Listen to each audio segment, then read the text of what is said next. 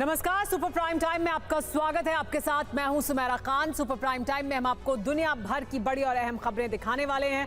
World exclusive news stories होंगी, world breaking news होगी और वॉर ब्रेकिंग न्यूज भी। तो शुरुआत आज सुपर प्राइम टाइम की उस बड़ी खबर के साथ जो युद्ध के मैदान से आ रही है। नेटो और रूस युद्ध की एक ग्लोबल ब्रेकिंग सामने आई है। फ्रांसीसी फौज के साथ रूस की जंग हो रही है।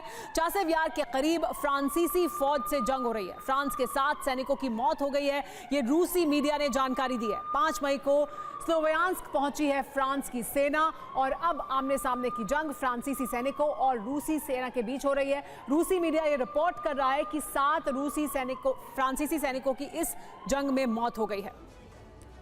अगले 48 घंटे में विश्व युद्ध की आग भड़क सकती है और इसका एपिसेंटर बाल्टिक देश होगा।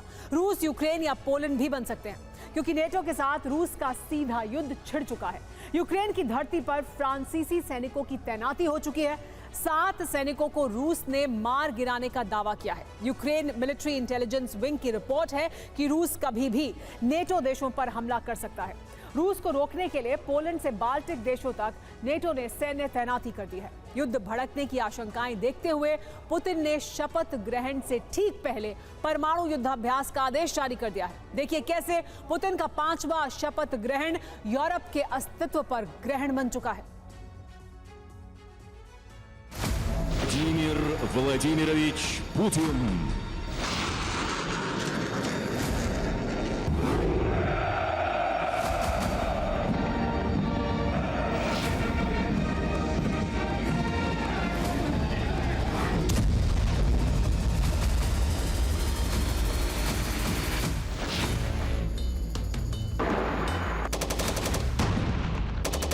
रूस की घेराबंदी हो चुकी है। रूसी सीमाओं पर नेटो के हथियारों की तैनाती हो चुकी है।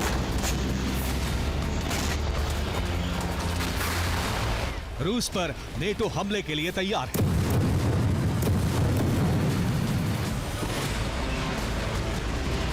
शपथ ग्रहण से पहले ही रूस भी आत्मरक्षा के साथ साथ विध्वंसक पलटवार के लिए तैयार है। एक साथ कई ऐसी आशंकाएं मंडरा रही हैं जो पुतिन के शपथ ग्रहण को धरती ध्वंस के रण में तब्दील कर सकती हैं।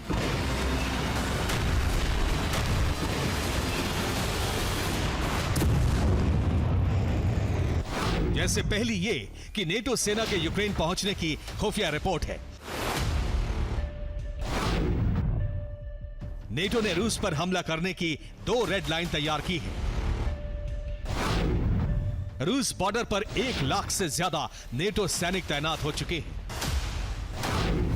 रूस का टैक्टिकल न्यूक्लियर युद्धाभ्यास शुरू हो चुका है। रूस पर हमला हुआ तो पुतिन परमाणु प्रहार कर सकते हैं। रूस के राष्ट्रपति व्लादिमीर पुतिन का 5वां शपथ ग्रहण धरती पर ग्रहण बनकर मंडरा रहा है। 7 से 9 मई यानी 48 घंटे संपूर्ण रूस और यूरोपीय देशों के अंत की आशंका बन गए हैं।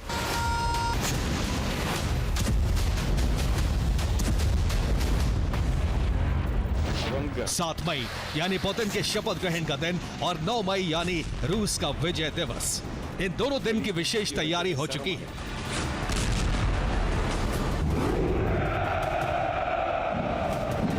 विक्ट्री परेड की फुल ड्रेस रिहर्सल हो चुकी है। मॉस्को के रेड स्क्वायर पर रूस की सरमत और यार्स मिसाइलों का प्रदर्शन करके नेटो को चेतावनी जारी कर दी गई है।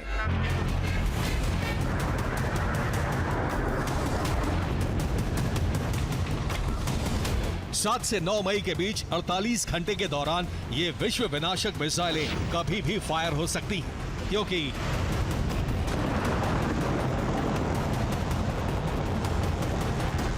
रूसी मीडिया की रिपोर्ट है कि नेटो ने यूक्रेन युद्ध में अपने सैनिकों की तैनाती कर दी है।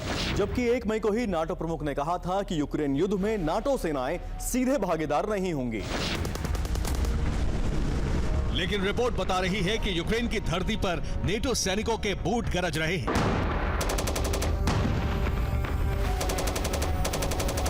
रिपोर्ट के मुताबिक फ्रांस ने आधिकारिक तौर पर सैनिकों की पहली टुकड़ी यूक्रेन भेज दी है।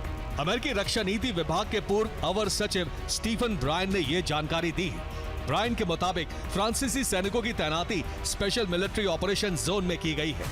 ये सैनिक यूक्रेनी सेना की मदद के लिए तैयार हैं। यूक्रेन युद्ध में नेटो सदस्य देश की सेना के उतरने का मतलब विश्व युद्ध का बिगुल बजना है।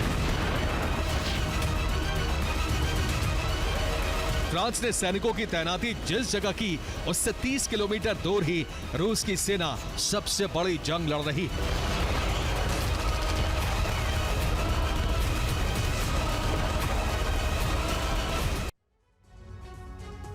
फ्रांस ने अपनी सैन्य तैनाती पूर्वी यूक्रेन के स्लोवियांस्क में की है। यह कस्बा चासेव यार से केवल 33 किलोमीटर पश्चिम में है, यानी सबसे बड़ी जंग के मोर्चे पर फ्रांस की सेना पहुंच चुकी है। फ्रांस ने पहली टुकड़ी में 100 सैनिकों की तैनाती की है। पहली टुकड़ी में आर्टिलरी विंग के सैनिकों को तैनात किया गया है। ये सैनिक फ्रांस की 3rd इन्फेंट्री रेजिमेंट से आते हैं। फ्रांस की 3rd इन्फेंट्री रेजिमेंट को फॉरेन लीजियन रेजिमेंट के नाम से भी जाना जाता है। फ्रांसीसी सेना को यूक्रेन की 54वीं मैकेनाइज्ड ब्रिगेड के साथ तैनात किया गया है। फ्रांस का प्लान है कि बहुत जल्द 1500 सैनिक स्लोवियांस्क में तैनात किए जाएं।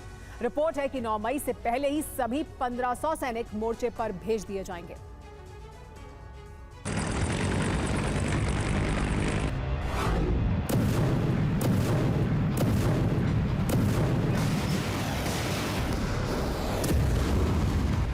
रूस की घेराबंदी के लिए 24 मार्च से 31 मई तक स्वीडन, पोलैंड और कई यूरोपीय देशों में नेटो का स्टेडफास्ट डिफेंडर युद्धाभ्यास जारी है।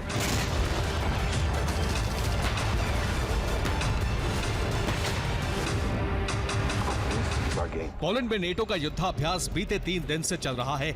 इस ड्रिल का मकसद रूस के करीब नेटो सैनिकों की तैनाती है।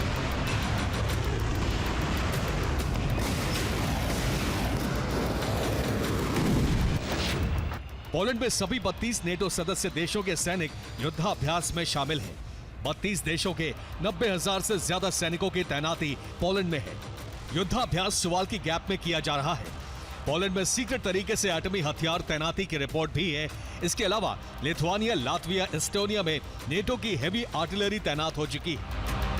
रूस की घेराबंदी हो चुकी है क्योंकि नेटो को रिपोर्ट मिली है कि 5 दिन के भीतर रूस किसी नेटो सदस्य देश पर हमला कर सकता है।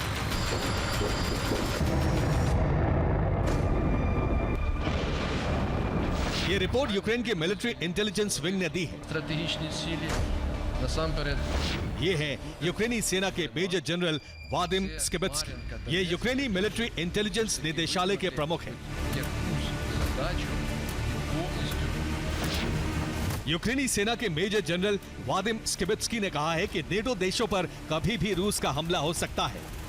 रूस का पहला टारगेट बाल्टिक देश हो सकते हैं। रूस के करीब नेटो की सैन्य तैनाती ही रूस को हमला करने से रोक सकती है। नेटो ने इसी रिपोर्ट के आधार पर रूस के करीब सैन्य तैनाती की है। इसके साथ ही नेटो प्रमुख ने 2 रेड लाइन खींच दी है। नेटो ने तय किया है कि अगर रूस ने इन सीमाओं का उल्लंघन किया तो उसके शहरों पर नेटो सेनाएं हमला कर देंगी।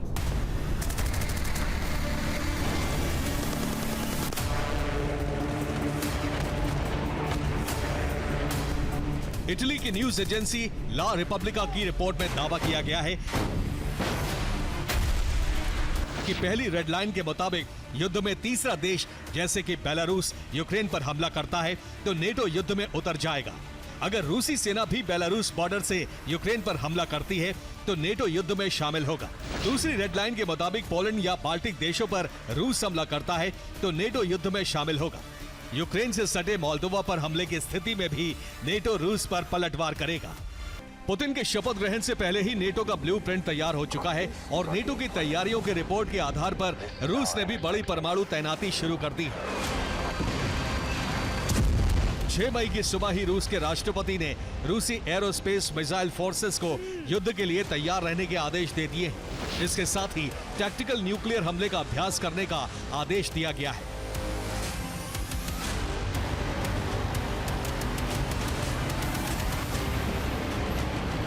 रूस की तीनों सेनाओं ने सदर्न मिलिट्री डिस्ट्रिक्ट में युद्धाभ्यास शुरू कर दिया है। इस युद्धाभ्यास में टैक्टिकल न्यूक्लियर हमले की ट्रेनिंग दी जा रही है। रूस ने कहा है कि नेटो अधिकारियों का बयान और सैन्य तैनाती का जवाब देने के लिए परमाणु शक्ति जरूरी है। पुतिन के 5वें शपथ ग्रहण पर दोनों ओर से महाविनाश की बिसात बिछ चुकी है। अगर विश्व युद्ध छिड़ा तो विनाश की कल्पना भी मुश्किल है। Bureau report, TV9 Bharatvarsh.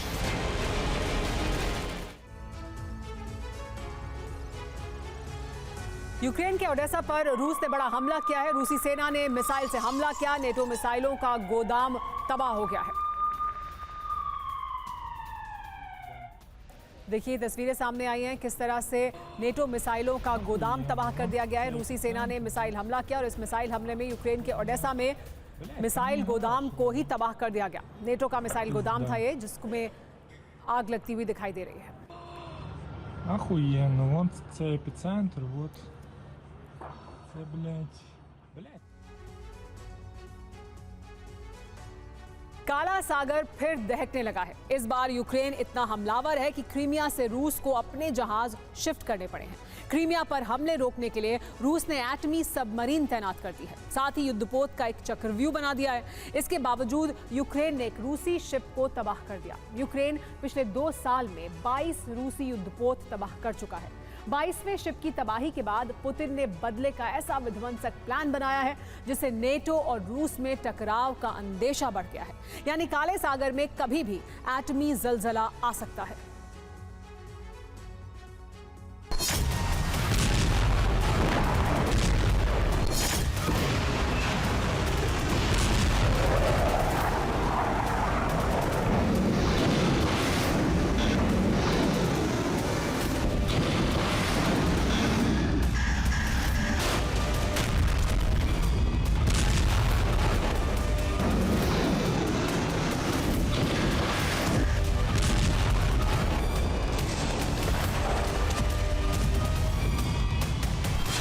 काला सागर सुलग रहा है। एक तरफ रूस के युद्धपोत तैनात हैं और उसके सामने नेटो ने अपने शिप लगा रखे हैं। और फिर दोनों तरफ से ताबड़तोड़ गोलाबारी हो रही। काला सागर क्यों एपिसेंटर बन गया है, ये समझिए।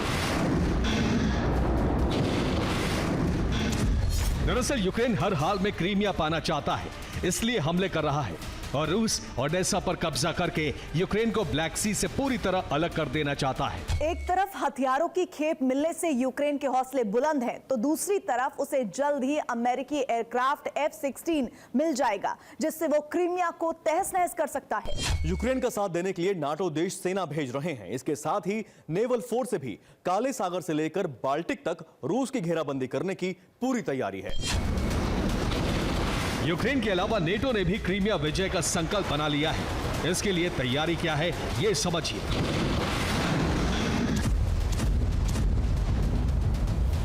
क्रीमिया पर एक साथ बड़ा हमला किया जा सकता है। समंदर से सी ड्रोन और युद्धपोत मिसाइल अटैक करेंगे। इसके अलावा F-16 क्रीमिया के मिलिट्री बेस पर बम बरसाएंगे। हालांकि इसी दौरान रूस में घुसकर हमला करने की भी प्लानिंग है, जिससे रूस कंफ्यूज हो जाए। पहले रूसी शहरों पर फोकस करे या फिर क्रीमिया को बचाए। और ऐसा नेटो की मदद के बिना यूक्रेन नहीं कर सकता है। यही वजह है कि यूक्रेन को F-16 भी भेजे जा रहे हैं। अटैक एमएस की सप्लाई बढ़ाई जा रही है। इसके लिए पेंटागन में ब्लूप्रिंट बना लिया गया है, जिसके तहत ही यूक्रेन हमले करेगा। हमले को आगे बढ़ाने के लिए अमेरिकी फोर्स के ऑफिसर वेस्ट यूक्रेन के सिटी लवीव पहुंच गए हैं। यूक्रेन ने क्रीमिया पर हमले के लिए 2 कमांड सेंटर बनाए हैं। पहला ओडेसा, दूसरा लवीव। ओडेसा में फॉरेन सोल्जर कमांड सेंटर है, जबकि लवीव में हमले की रणनीति तैयार की जा रही है। इस बीच रूस ने भी जबरदस्त तैयारी की है। रूस ने काला सागर में जबरदस्त सुरक्षा शील्ड तैयार की है, जिसमें युद्धपोत को सबसे आगे लगाया गया है। उसके पीछे न्यूक्लियर सबमरीन की तैनाती है।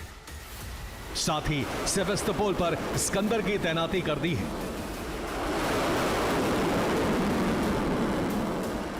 लेकिन रूस ने अपने दूसरे जहाजों को हमले से बचाने के लिए बड़ा फैसला लिया है।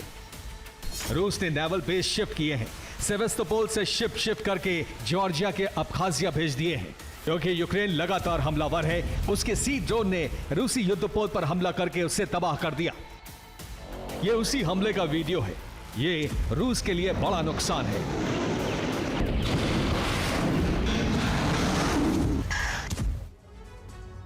यूक्रेन ने एक बार फिर रूसी शिप पर हमला किया। तबाह होने वाला ये 22वां युद्धपोत है, जबकि इससे पहले क्रीमिया की सुरक्षा में युद्धपोत का चक्रव्यूह बना लिया गया था।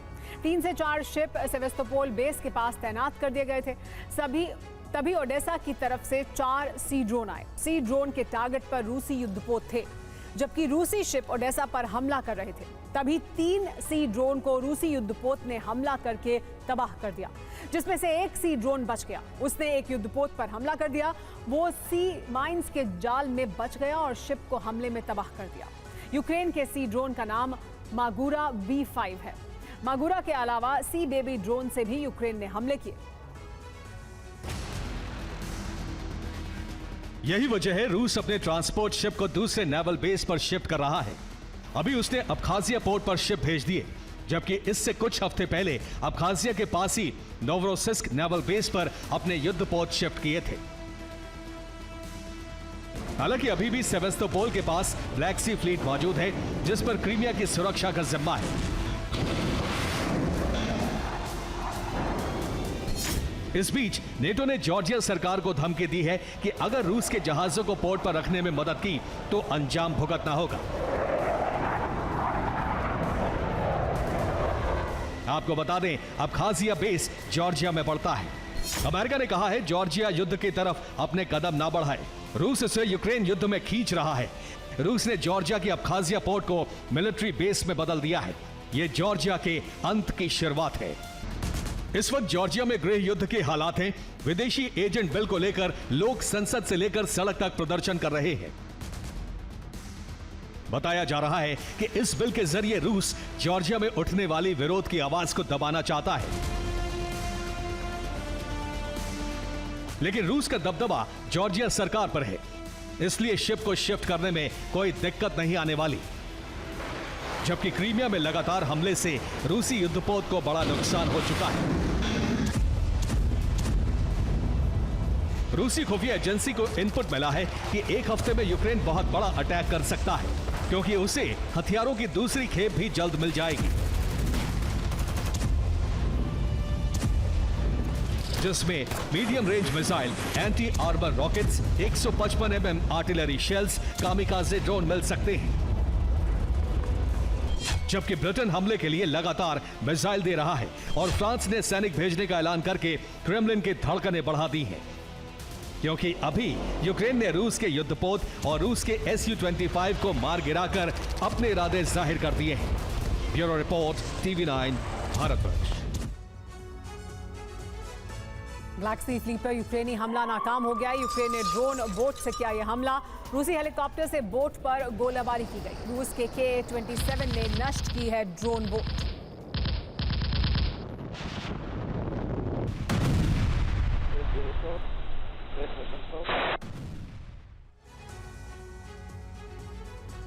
सात मई की डेडलाइन पूरी होने से पहले आखिरकार रूसी फौज ने जीत हासिल कर ही ली। डोनेस्क में 2 गांवों पर रूसी सेना का कब्जा हो चुका है, जबकि खार्किव में लगातार प्रहार के बाद एक बड़े इलाके पर जीत हासिल करने में कामयाबी मिली है। शपथ समारोह से ठीक पहले रूसी कमांडर्स ने पुतिन को कई खुशखबरी देने की कोशिश शुरू की थी।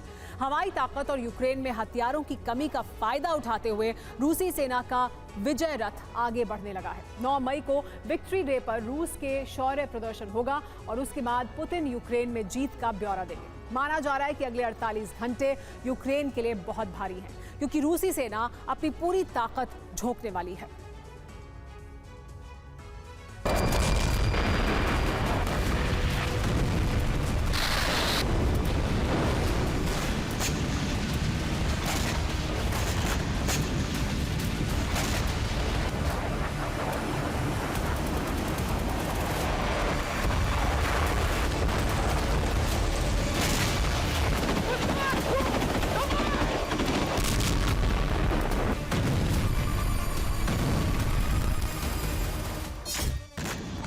ये इंच इंच जमीन बचाने की जंग है।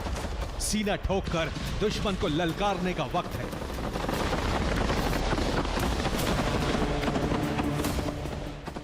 यूक्रेनी फौज की खाली राइफल भर चुकी, बुलेट्स और ग्रेनेड की कमी दूर कर दी गई।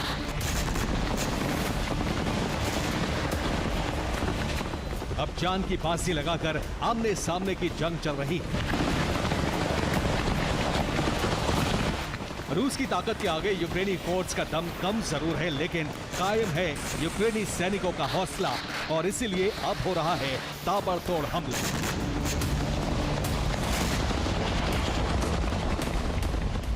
लेकिन यूक्रेन की कोशिशें नाकाम हो रही हैं। रूस का विजय रथ एक कदम और आगे बढ़ा है। डोनेस्क में यूक्रेनी फौज से एक गांव छीन लिया गया है। गांव पर रूसी फौज ने कब्जे का दावा किया है। डोनेस्क के वॉर जोन से डरावनी तस्वीरें आ रही हैं। यहाँ रूसी फौज ने बढ़त हासिल करने के बाद चुन चुनकर यूक्रेन की आर्मर्ड व्हीकल्स और टैंक को निशाना बनाया है। रूस के आत्मघाती ड्रोन और एमएलआरएस यूक्रेनी सेना के लिए काल साबित हो रहे।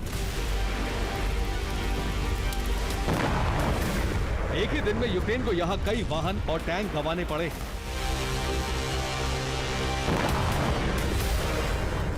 डोनेस्क में इन हमलों के बीच रूस की सेना को बड़ी कामयाबी मिली है।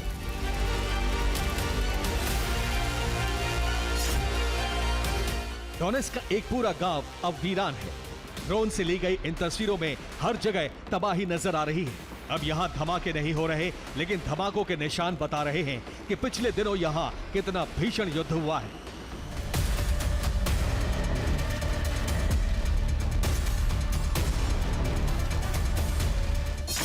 रिपोर्ट के मुताबिक रूसी फौज के लगातार हमले के बाद यूक्रेनी फौज इस इलाके से वापस लौट गई है।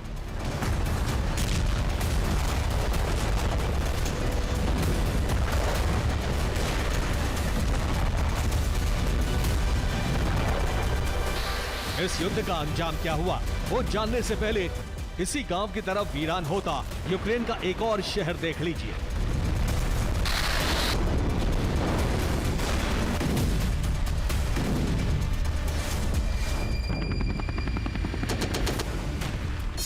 वो गांव था ये शहर। यहाँ की आलीशान इमारतों पर रूस ने बम बरसाया है और अब उन धमाकों के निशान हर जगह मौजूद हैं।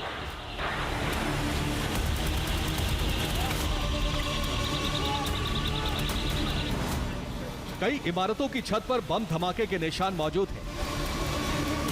अपार्टमेंट्स की खिड़कियां टूट गई हैं।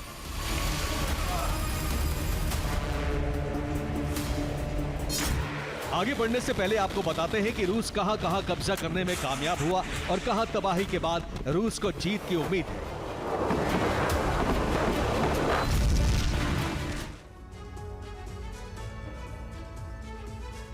डोनेस्क में भारी जंग के बाद रूस की सेना ओजेरोतुनका गांव को कब्जे में लेने में कामयाब हुआ। यहां 13,000 लोग रहते थे, लेकिन अब पूरा गांव वीरान है और यहां रूसी झंडा फहरा दिया गया है।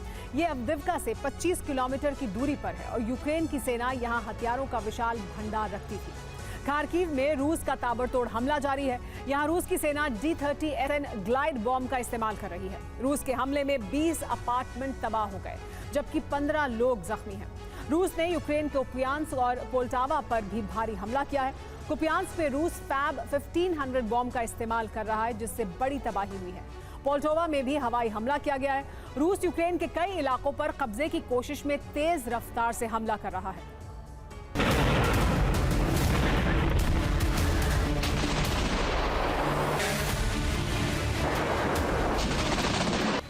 यूक्रेन के पास हथियारों की भारी कमी है और रूस की सेना जानती है कि यूक्रेन अब सिर्फ ड्रोन से हमले कर सकता है।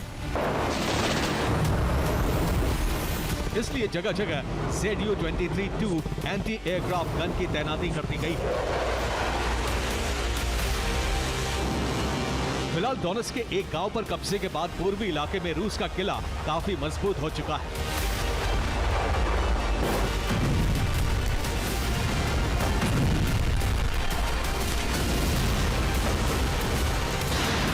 बाखमुत पर रूस का कब्जा है, अवदीव्का पर रूस का कब्जा है, ओचेरोतिनो पर रूस का कब्जा है।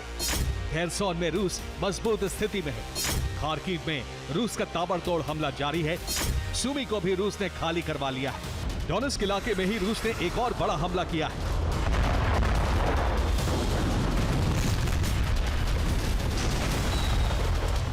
रूस ने यहां स्लोवियांस्क थर्मल पावर प्लांट को मिसाइलों से निशाना बनाया।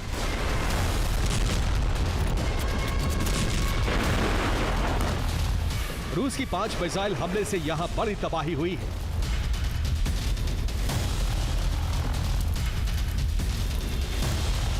रूसी सेना ने 4 क्लस्टर हथियारों के साथ हमला करने के लिए स्मर्च MLRS का इस्तेमाल किया।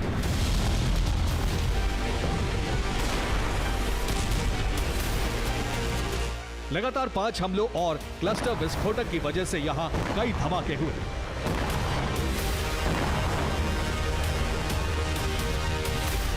इसके अलावा सूमी पर रविवार को 8 बार हमले हुए। सूमी में 24 घंटे में कुल 22 धमाके हुए।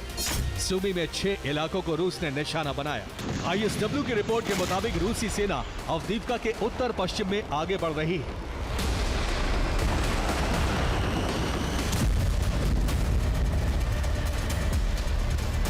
यूक्रेन की सेना के लिए इस समय पलटवार करना बेहद मुश्किल है। एयर डिफेंस खाली होने की वजह से खेरसोन से लेकर खार्किव और डोनेस्क तक रूस ने हवाई हमले तेज कर दिए।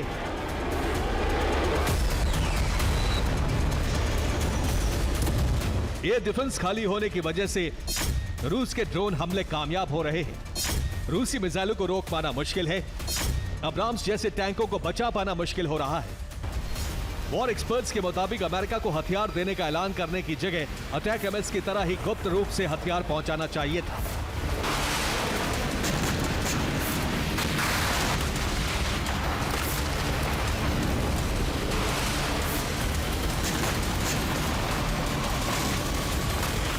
हथियार देने के ऐलान को रूस ने चेतावनी की तरह लिया है और उसी हिसाब से हमले की रणनीति तय की गई है, जिसका खामियाजा यूक्रेन को उठाना पड़ रहा है। फिलहाल एक रिपोर्ट के मुताबिक यूक्रेन के विस्फोटकों की कमी को दूर किया गया है। बुलेट और गोला बारूद की बड़ी खेप पहुंचाई जा चुकी है।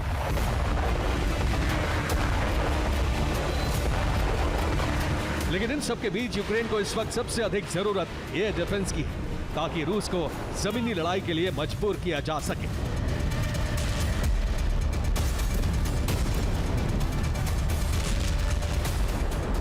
हवाई ताकत में यूक्रेन युद्ध में पहले दिन से ही कमजोर है और इसी वजह से अमेरिका समेत कई देशों ने यूक्रेन को एयर डिफेंस दिया था।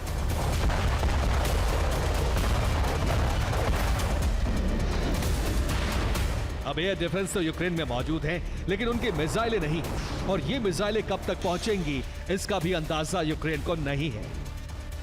Bureau report, TV9 Bharat.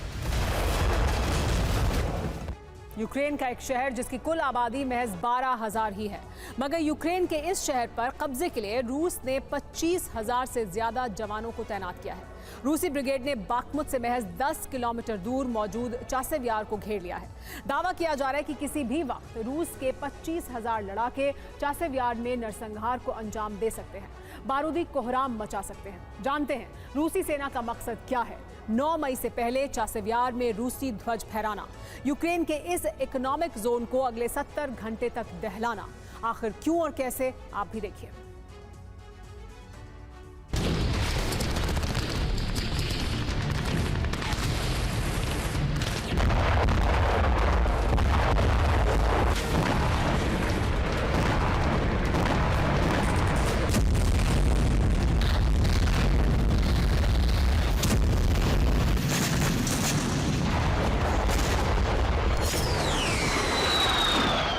पूर्वी यूक्रेन का एक और इलाका पुतिन के बारूदी प्रकोप की भेंट चढ़ने वाला है।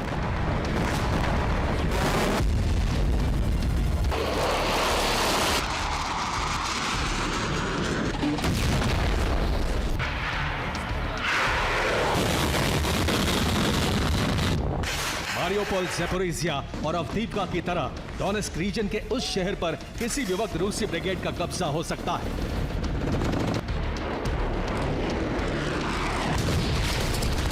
अब सवाल यह है कि पुतिन के टारगेट पर यूक्रेन का वो कौन सा शहर है जहां आज रात भीषण विनाश हो सकता है।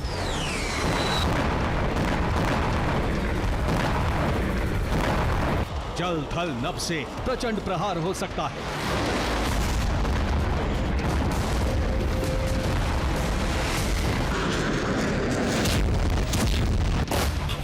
तो उस शहर का नाम है चासिव यार।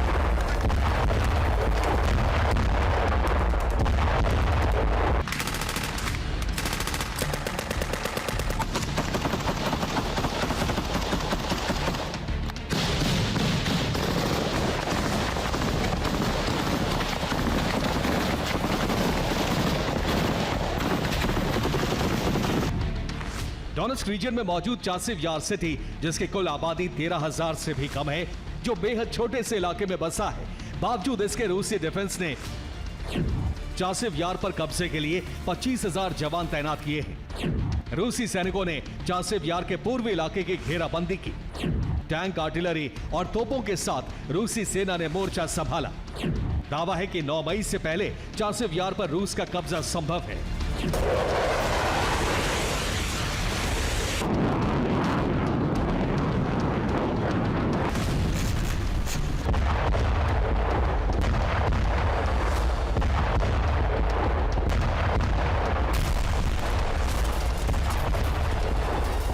हालांकि रूसी डिफेंस की डिप्लॉयमेंट के फौरन बाद ही यूक्रेन और जर्मनी की सेना चासिव यार को बचाने में जुट गई।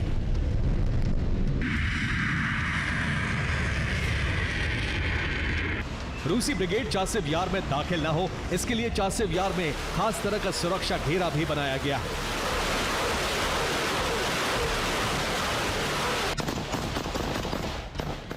मगर दावा किया जा रहा है कि रूस के 25,000 से ज्यादा जवान किसी भी वक्त चासिव यार के सुरक्षा घेरे को तोड़ सकते हैं।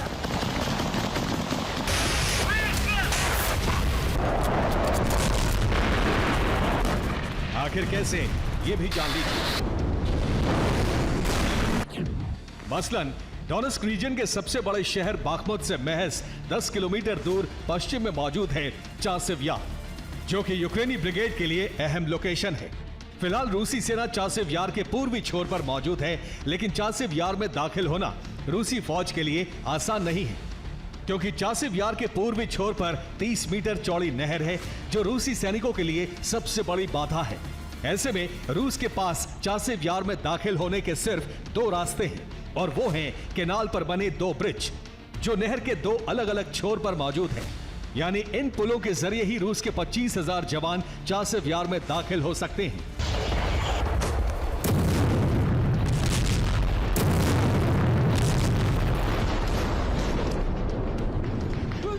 मतलब ये कि चासिव यार के बाहरी इलाके में मौजूद नहर को पार करके ही रूसी ब्रिगेड चासिव यार पर चढ़ाई कर सकती है।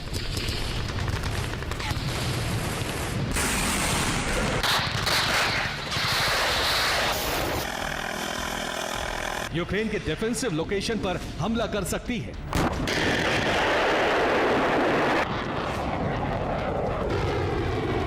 ऐसे में यूक्रेन के पास एक ही रास्ता है, या तो वो चासिव यार के पूर्वी छोर पर मौजूद कैनाल के दोनों ब्रिजों को ध्वस्त कर दे, ताकि रूसी सेना के लिए नहर पार करना चुनौती साबित हो।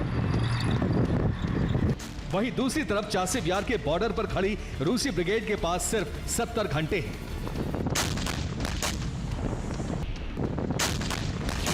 इन्हीं 70 घंटों में उन्हें चासिव यार में दाखिल होना है और प्रचंड प्रहार के जरिए चासिव यार के चप्पे चप्पे को बारूद से दहलाना है।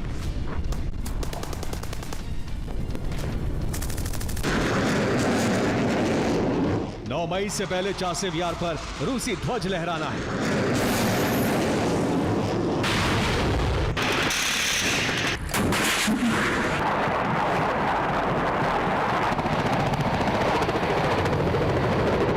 ऐसे में सवाल खड़ा होता है कि चासिव यार जैसा अदना सा शहर रूसी डिफेंस के टारगेट पर क्यों है? क्या पुतिन की सेना इस पर कब्जे के लिए आमादा है? क्यों रूस ने 25,000 से ज्यादा सैनिकों को चासिव यार की घेराबंदी के लिए तैनात किया है? तो आपको बता दें कि चासिव यार पूर्वी यूक्रेन का बड़ा औद्योगिक शहर है। चासिव यार में कंक्रीट उत्पादन के कारखाने मौजूद हैं।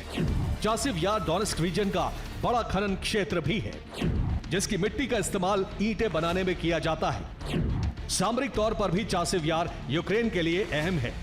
अगर चासिव यार पर रूस का कब्जा हो जाता है तो इसके साथ ही पूरे डोनेट्स्क पर रूसी कंट्रोल हो जाएगा, क्योंकि बाखमुत को तो पहले ही रूस जीत चुका है। ऐसे में चासेव यार पर रूसी फ्लैग लहराने का ब्लूप्रिंट पुतिन ने तैयार कर लिया है।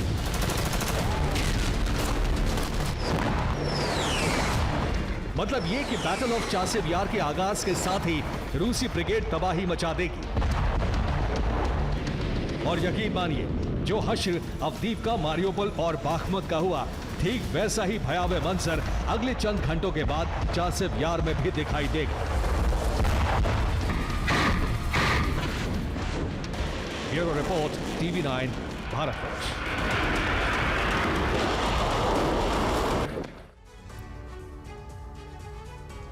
2 साल से ज्यादा का वक्त हो चुका है। रूस अब तक यूक्रेन को परास्त करने में असफल रहा है, लेकिन अब क्रेमलिन ने विजय का नया फॉर्मूला तलाश लिया है। इसके तहत रूस ने यूक्रेन के राष्ट्रपति को मोस्ट वांटेड घोषित कर दिया है।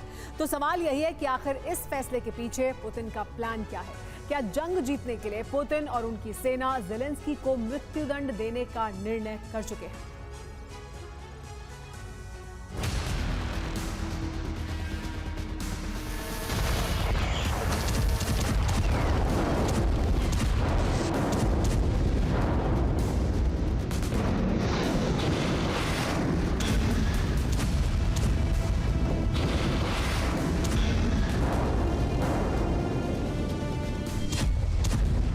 रूस यूक्रेन युद्ध में बहुत बड़ा टर्न आ गया है।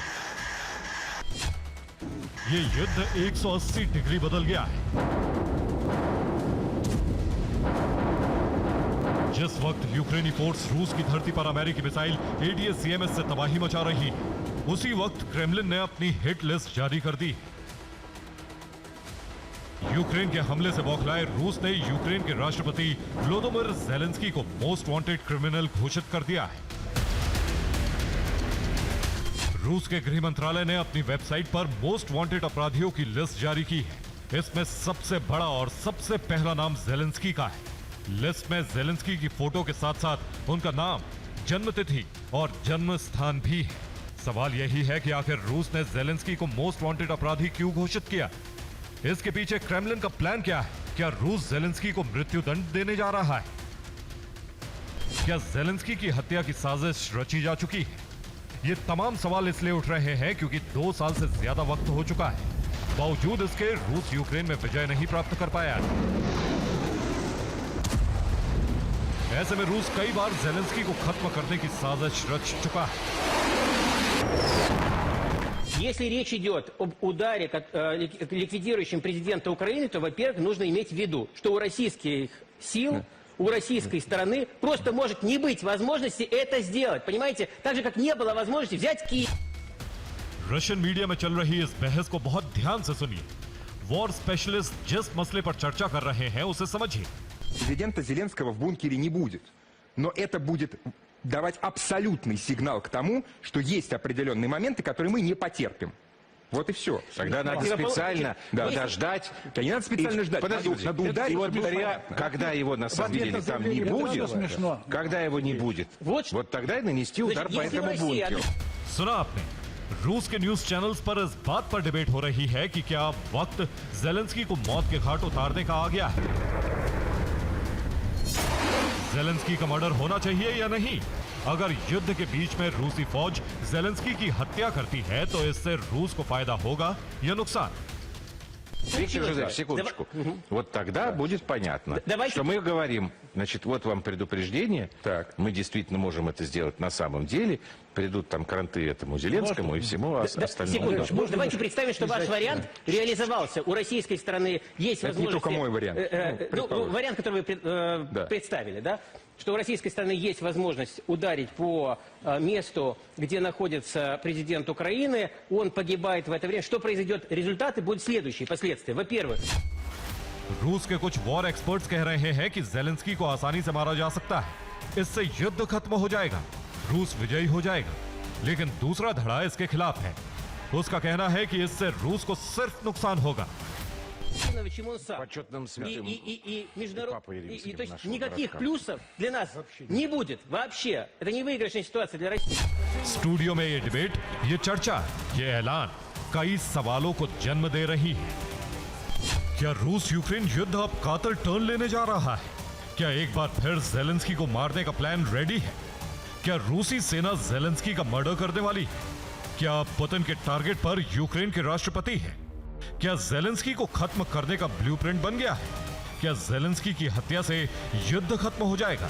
क्या रूस जेलेंस्की का कत्ल कर युद्ध जीतना चाहता है?